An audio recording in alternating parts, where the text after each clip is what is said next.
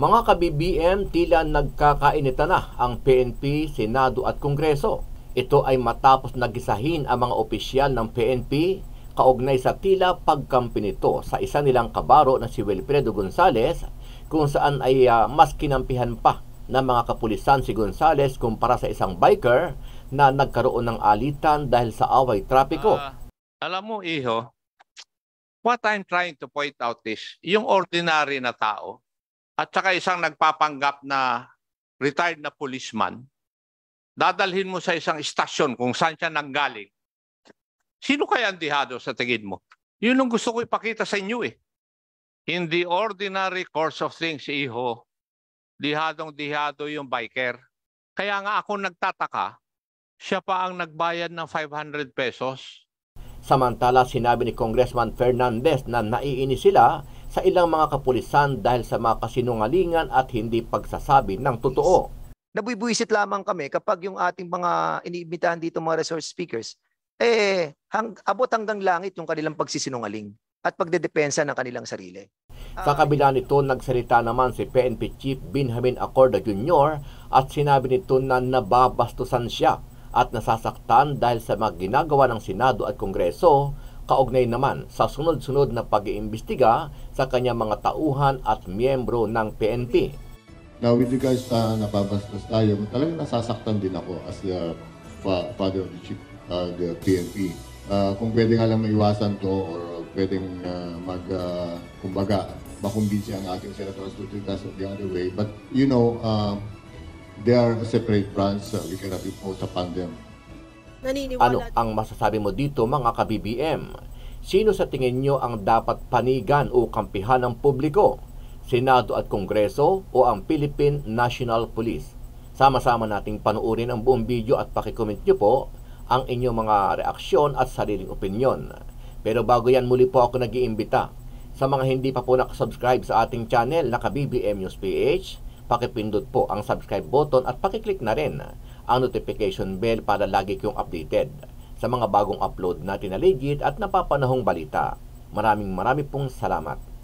Being the father of the PNP, it hurts me really pag tayo ay nababastos sa Kongreso or sa any other hearing. Kumakalat ngayon ang isang text message mula sa concerned PNP personnel. Pinupuna ang tila pagtatanggal ng dangal sa mga pulis na humaharap sa mga pagdinig. Nakasaad sa mensahe na hindi lamang naman nila pulis ang nababastos, kundi ang buong PNP organization. Hindi rin umano masama kung ipakulong, alisin sa serbisyo at tanggalan ng benepisyo ang sinumang mapatutunayang nagkasala. Ngunit sana naman nila ay wag namang alisan ng dangal ang mga ito. Ayon kay PNP Chief Police General Benjamin Acorda Jr., bagamat nasasaktan siya sa mga nangyayari, hindi naman niya maaaring utusan o diktahan ang mga mambabatas sa dapat nitong gawin. Now with regards sa nababastos tayo, talagang nasasaktan din ako as the father of the chief, the PNP. Kung pwede nga lang maiwasan to or pwedeng kumbaga, makumbinsi ang ating senators to treat us the other way. But you know, they are a separate branch. We cannot impose upon them. Naniniwala din si Chief PNP sa intensyon ng mga ito sa bawat pagdinig. I do believe in the wisdom of the Congress and the legislative body, yung ating mga senators. I believe in their wisdom. I believe in their intentions. Now, with regards sa nababastos tayo, talagang nasasaktan din ako as the father of the chief, the PNP. Yari kang kalbuka. Ang pinakamabuti mong gawin is sumurrender sa pinakamalapit na police station para hindi na tayo parehong mapagod. Kasi naplakahan ka naman eh. Alam naman namin ang plaka ng plate ng sasakyan mo. At pakidala na rin ng baril mo para hindi ka na namin puntahan. At napakadelikado naman na SWAT pa ang pupunta sa'yo because that is armed and dangerous. Yun ang aking text.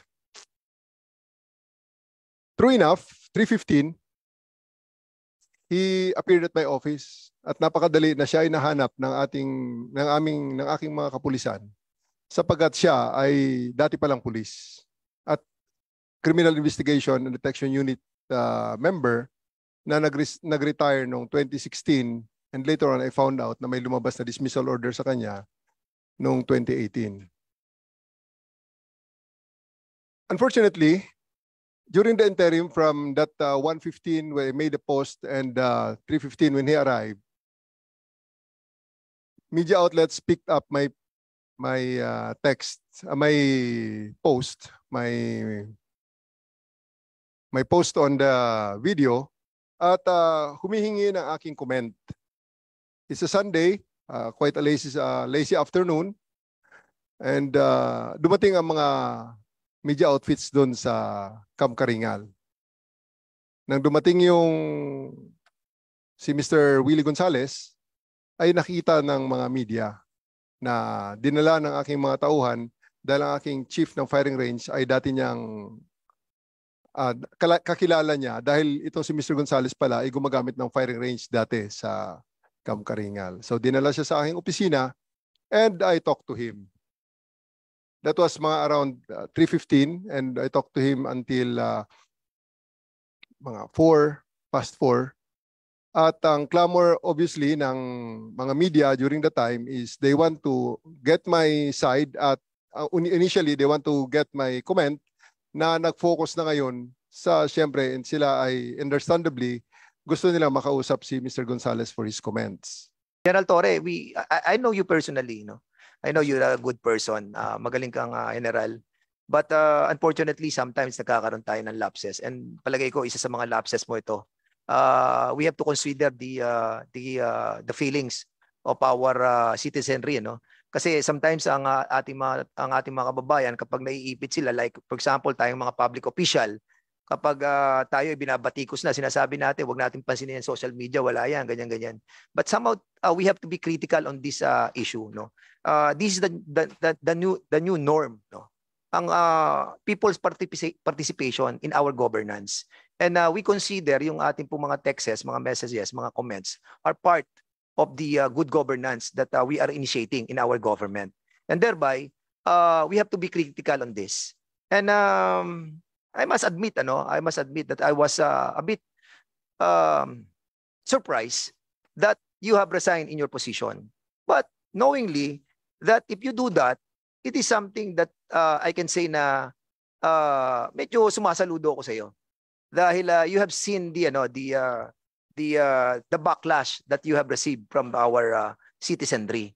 But of course, you have to accept also that there are some lapses on your decision. And we understand that. No, we understand that. We are only humans. And that's the reason why we have conducted a lot of hearings like this. Nabubuisit lamang kami kapag yung ating mga iniimbitahan dito mga resource speakers, abot hanggang langit yung kanilang pagsisinungaling at pagdedepensa ng kanilang sarili. You being a good general and have said something like this, I think we have learned something from this. At alam naman po natin that it has been decided also na i-revoke na yung kanyang LTO at yun din pong sa kanyang car registration. Okay, kindly, and the next hearing, will you please bring the answer to the query? Yes, sir. If he has or if he had received his lump sum, Yes, sir. then he has retired. Di ba? Yes, sir. Accordingly, sir, he received his lump sum and using a fictitious clearance. So I have yet to find out the truth about that. I only received the information this morning. Kaya nga, sa susunod na hearing natin, could you please furnish this committee all the information regarding whether Mr. Gonzales has been retired or has been dismissed? Yes, sir, Your Honor. Kasi pag nakatanggap siya ng retirement benefits, di na-retire siya. Yes, sir. Sinasabi nyo, finake niya yung kanyang kwan. It's just only my assumption, sir, but I'm waiting for the official report from the PRBS, sir. Sige. Basta sa susunod na hearing, pakibigyan nyo kami ng kumpletong report niyan. Yes, Your Honor. Kasi pati ako nahihilo kung retired siya or dismissed. Yes, sir. I was also looking at his PAIS database. Thank you. Yes, sir, this morning. Thank you. General Torre, I watched your interview together with Mr. Gonzales. May I know what is the present occupation of Mr. Gonzales? Kasi maraming media na nagtatanong doon pero he was very, very evasive. So, would you know, ano po ang occupation ni Mr. Gonzales currently? During that time, sir, I believe that he is acting as a bodyguard of somebody I have not identified, and I have not seen any document that will support my this information, sir. So I have not seen any employment contract or any identification card regarding that matter. I asked for him. I asked that from him. He did not provide it, sir. Allow me to ask my question sometimes in the Tagalog dialect simply because sinasabi ng mga nanonood ko minsan, hindi nila maintindihan yung English. So, kung pwede Tagalogin. So, hindi mo, nung tinatanong ng media, naririnig ko yun eh. Doon sa video, hindi mo man lang tinanong si Mr. Gonzales kung ano na yung hanap buhay niya ngayon? Tinanong ko, sir. Ano sabi niya? VIP security, sir. Security nino? Ayun sabihin, sir. Ha? Ayun sabihin, sir. Bakit kaya? He might be protecting his principal, sir. Ang sinabi niya na lang, Or sarili niyang pinoprotektahan siya, baka sipain siya dahil sa ginawa niya. possible, sir. Oo. Kasi nagtataka ako bakit hindi niyo pwedeng patugain siya doon sa kanyang hanap buhay. When in fact, kayo ang nag-provide ng platform para mag-explain siya sa publiko, which caused you receiving flack from the people. Yes, sir. Diba? Kasi sinasabi dun sa Kwan. Congressman, interject lang ako dyan. Kapraso. For your information lang. Ano? Alam mo naman tayo mga congressman, medyo may mga mga nadidinig din tayo. Eh. Yes, may mga marites na nagsabi na bodyguard siya ng isang justice. Ano? I think, hindi ko malaman kung Supreme Court or ano, whatever. Pero tinanggal na daw. So, yun lang for the information of everybody. Pero hindi po yan, wala pong ano yan. Wala resibo. Pero kung tinanggal na siya, good for him. Kung titignan po natin yung sitwasyon, ito isang biker, nagbabike lang versus a motorist na mayroong sasakyan. Dahil sa isang sitwasyon na dala sa presinto. Nandito na ba yung station commander? Yeah. And may I know your name, please? Police Lieutenant Colonel Jake Barilas po, sir. Thank you. Sino po ang nagdala kay Mr. Gonzales o kay Alan Panjola sa stasyon po ninyo? Sila Patrolman Murillo po, sir. Patrolman Murillo. Yung crew po ng aming mobile patrol. So sila ang nandun sa incident area? Bali sila na po, sir, Your Honor, yung kumuha dun sa both parties sa traffic sector 4 po. I beg your pardon, could you please repeat your answer? Sila po, sir, yung kumuha sa both parties doon sa traffic sector 4. Traffic sector 4, kung saan nangyari yung insidente? Yes, sir, yung sector po na nag-conduct ng initial investigation. Initial investigation. Sa traffic accident po. Bakit inilipat? Hindi ba traffic altercation yon? Bakit inilipat po doon inalis po doon sa traffic sector 4? During the conduct of investigation, lumalabas po kasi na may complaint against doon na grave threat as well as malicious mischief committed by both sides, Your Honor. Grave threat and malicious mischief committed by both sides. Kindly tell me, pwede po bang mag-grave threat yung nagbibisikleta?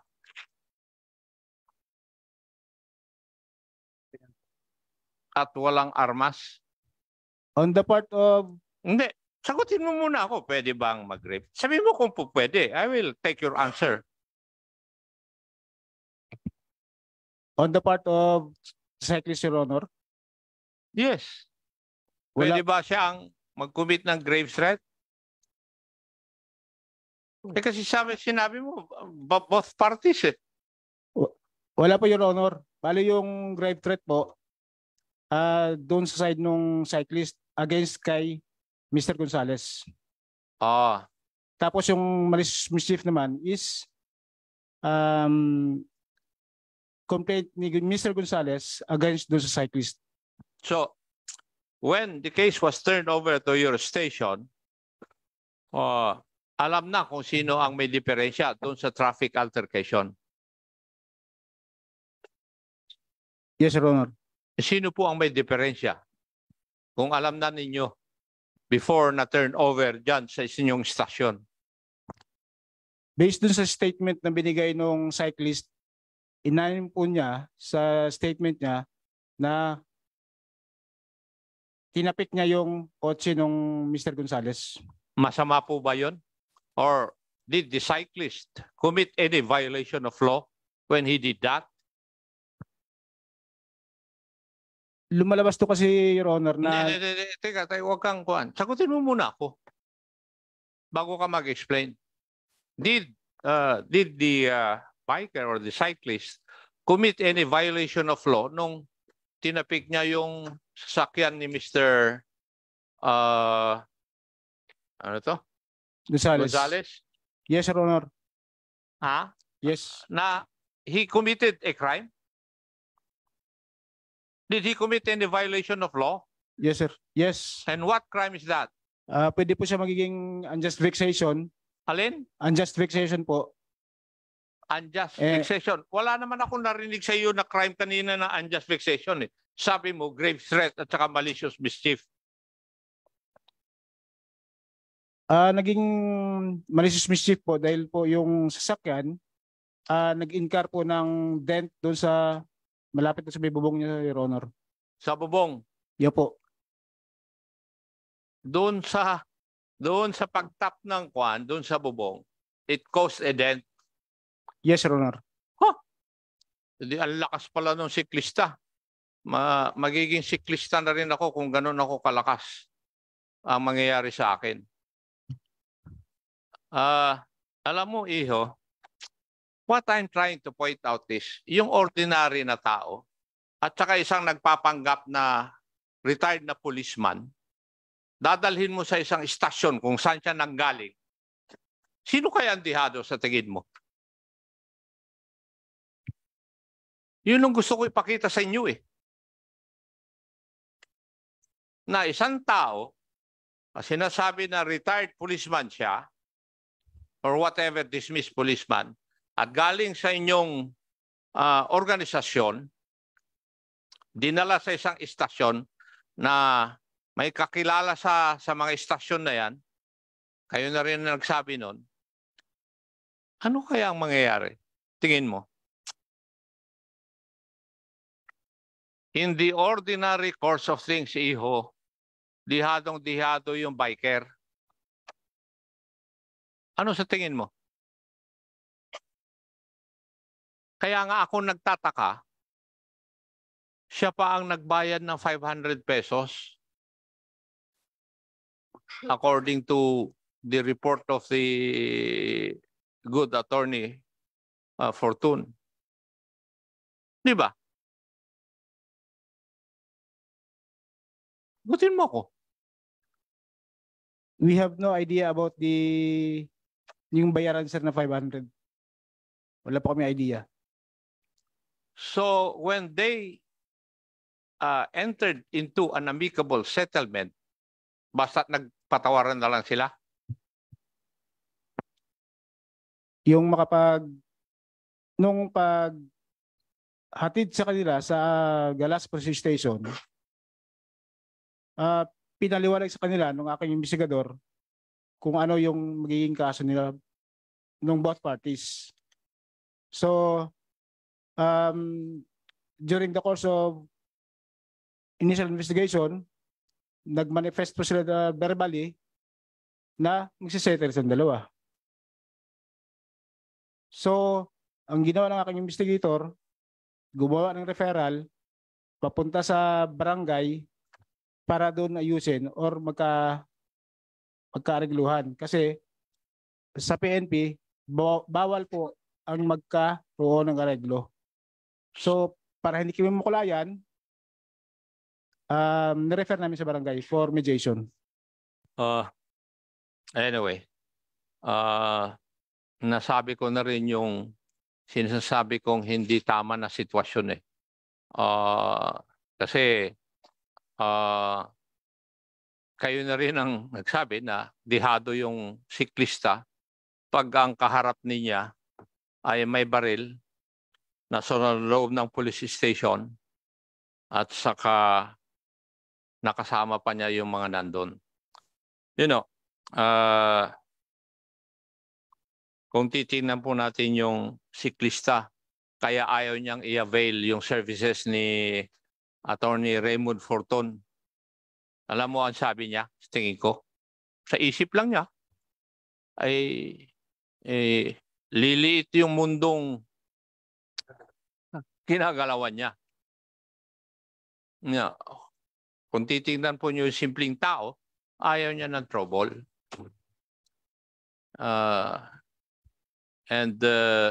Hindi ba dapat kayo na naka-uniforme ang titingnan po ninyo kung sino po ang nasa tama. At sa tingin ko, mukhang nasa tama yung siklista eh.